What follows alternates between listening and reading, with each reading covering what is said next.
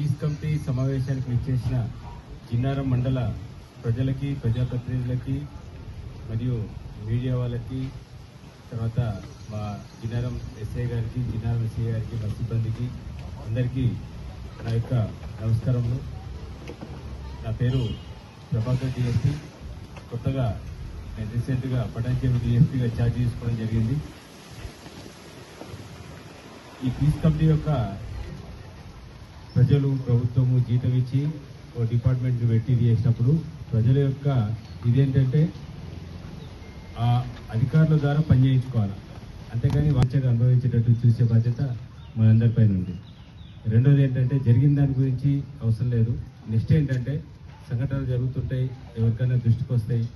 వాళ్ళ దృష్టికి వచ్చినప్పుడు వాళ్ళు చేయాల్సిన పని ఏంటంటే కన్సర్న్ అథారిటీ ఎవరైతున్నారో వాళ్ళ దగ్గరికి అప్రోచ్ అవ్వడం అనేది ఇష్యూ. మనం వదిలేయమని చెప్పినట్లే ఏదైనా సంఘటన జరిగినప్పుడు ఎవరు దాన్ని వదిలేయాల్సిన అవసరం లేదు. కానీ చేయాల్సిన పని ఏంటంటే ఎవరైతే సంబంధిత అధికారి ఉంటారో ఆ అధికారి దగ్గరికి తీసుకెళ్లి అప్పచెప్పడం అనేది మీ బాధ్యత. ఒకవేళ అప్పచెప్పిన తర్వాత అధికారి కానీ కరెక్ట్గా యాక్షన్ తీసుకోలేదు, అదొకటి ఆ పని నేను వచ్చిన తర్వాత చూసేద్దాం.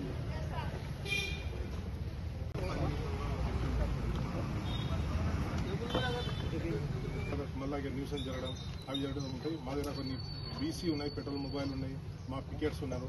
అందరూ ఇమ్మీడియట్లీ రష్ అప్ అయ్యి దాని ఉంటే లీగల్ యాక్షన్ తీసుకుంటారు. ఈ సందర్భంగా సార్ వచ్చారు.